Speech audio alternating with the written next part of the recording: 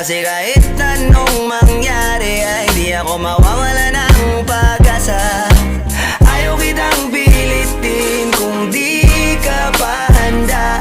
Sa susunod na lang, sa susunod na lang. Ayaw ko na bibitin, kaya mabuti pang ako'y uuwi na lang. Sa susunod na lang.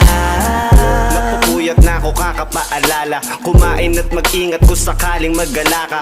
Lagi sinisipat ang imahe ng dalaga na pangarap makasama ko sa hirap at ginhawa.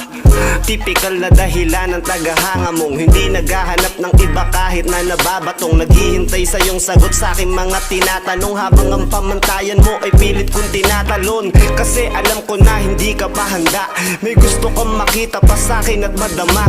Kaya eto ako naghahanda kung madapa